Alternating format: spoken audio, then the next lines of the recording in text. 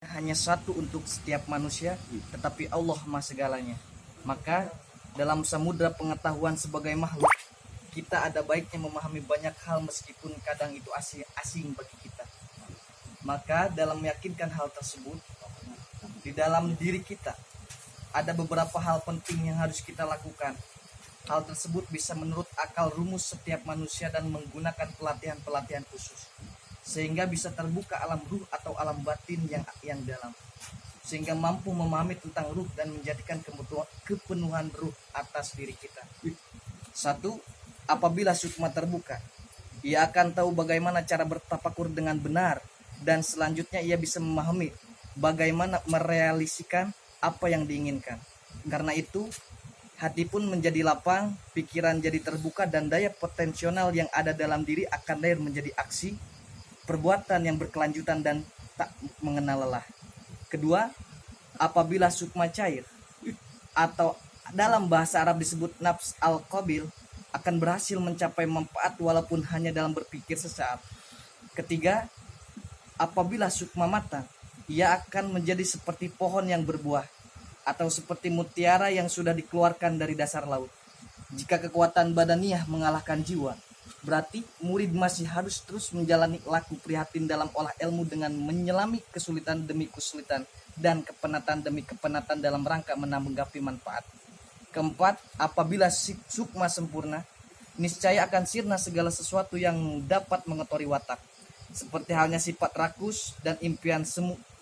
Sukma akan menghadap sang pencipta, merengkuh cintanya dan berharap manfaatnya serta limpah cahayanya. 5. Apabila sukma sejati, dalam olah ilmu memiliki pengaruh yang lebih kuat dibandingkan berbagai nasihat dari ahli ilmu dan ahli nalar. Ilmu-ilmu seperti itu tersimpan kuat pada pangkal sukma, bagaikan benih yang tertanam dalam tanah atau mutiara di dasar laut. 6. Rasa sejati. Apa rasa sejati itu? Rasa sejati lebih mulia, lebih sempurna dan lebih kuat di sisi Allah dibandingkan sukma sejati. 7. Ilmu kesempurnaan. Ilmu kesempurnaan disampaikan sebagai ilham, yaitu peringatan sukma sejati terhadap sukma manusia berdasarkan kadar kejernihan, penerimaan, dan daya kesiapan. Ilham boleh dikatakan mengiringi wahyu. Kalau wahyu merupakan penegasan perkara gaib, maka ilham merupakan penjelasannya. Ilmu yang diperoleh dengan wahyu itulah sejatinya ilmu kenabian. 8. Apabila manusia suci, ibarat sang murid, sehingga dicapailah seluruh ilmu. Dicapailah seluruh ilmu. Sehingga dicapailah seluruh dokter, ilmu. insinyur, petani, terus. Dan padanya semua bentuk ilmu terukir tanpa proses belajar maupun berpikir. Tanpa proses belajar maupun berpikir, tanpa kuliah, tanpa membaca kitab, tanpa ilmunya Allah.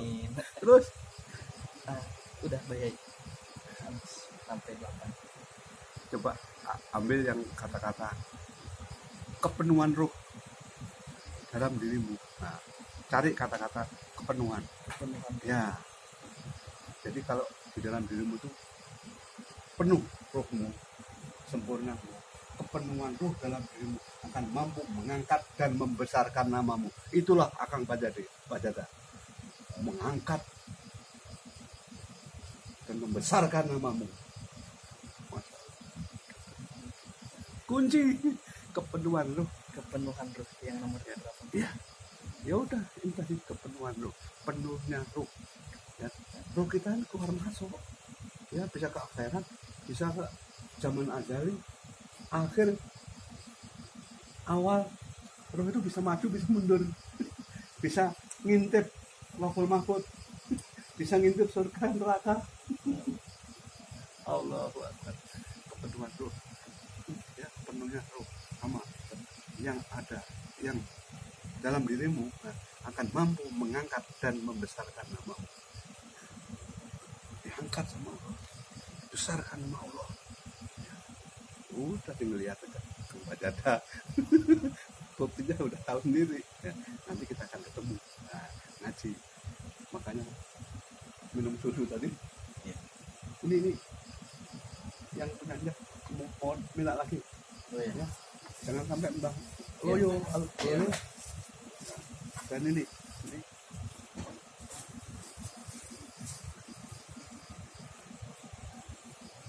Ini hadiah buat ini. Terus itu manusia suci tadi apa tadi? Cari manusia suci. Terus bagaimana kita bisa menjadi manusia yang suci? Selesai. Ya, Allah tuh maha suci. Tidak mungkin bisa ketemu Allah, dekat sama Allah kalau kamu ruhmu belum disucikan. Harus ketemu Mbak Yai. Ya, supaya ketemu dekat sama Mbak Yai. Ya, kalau bisa jadi sopirnya Mbak Yai, ngaji terus. Ngapain Quran? Ngapain kepake? Udah kepake semua ilmu. Kenapa? Di Sukma itu semua ilmu Allah lah. Semua ilmu emang ada yang bukan ilmunya Allah. Semuanya ilmu Allah. Semangat Mbak. Ini kurang. Apa nggak apa-apa kan 2. Iya. Ini soalnya ini saya masih kurang dan saya pengen ini.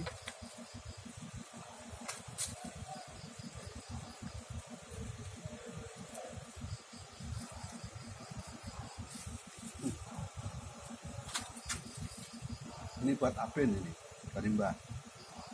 Ya. Nafas masuk melalui hidung kanan,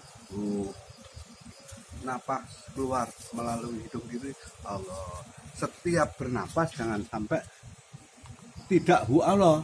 Hu masuk lewat hidung kanan, Allah lewat hidung kiri. Udah sambil sholat, takbiratul ihram, sujud, tidur, di WC kencing, rokokan, hu Allah terus. Ya, jalan tercepat, terdekat, termudah, ya, untuk bisa bersama Allah bikin napas. Ya, selama masih ada napas di badan, kamu dikira terus, nggak pakai tasbih lagi.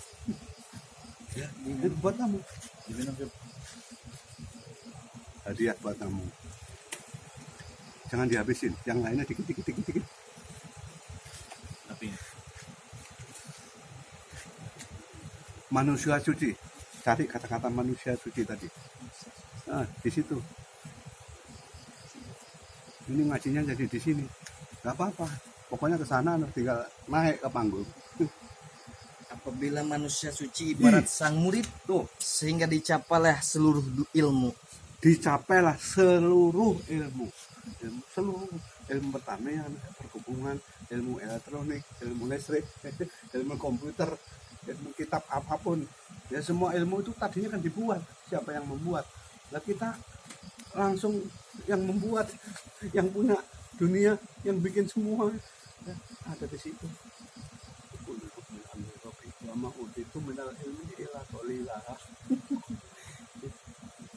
Ini yang belum ini. Ilmu Rasa Kanjeng Sunan Giri. Berarti awal. Baca dulu.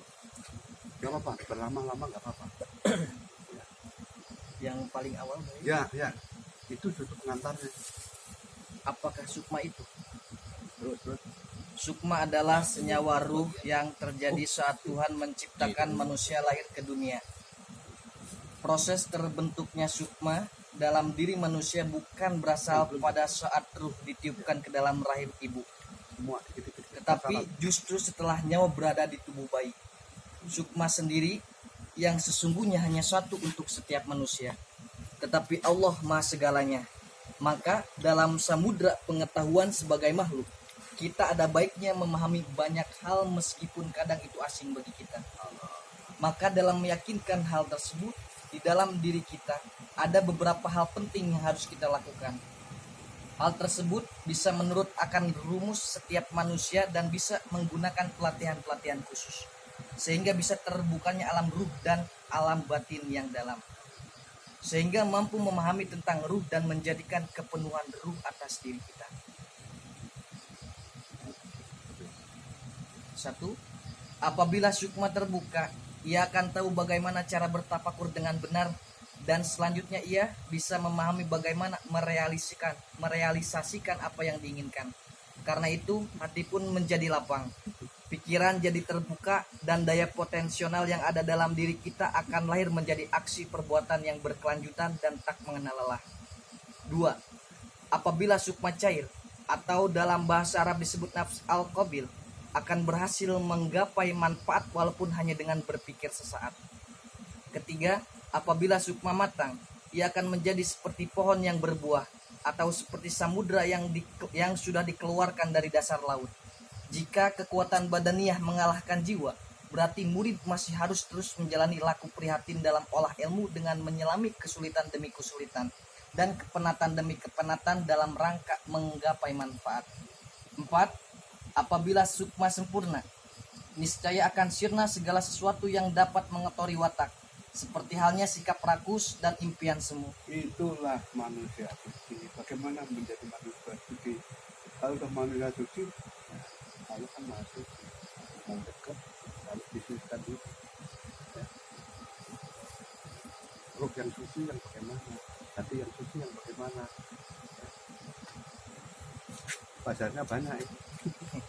Mesti sering ketemu sambil jalan ya. Ini ilmu rasa Kanjeng Sunan Giri.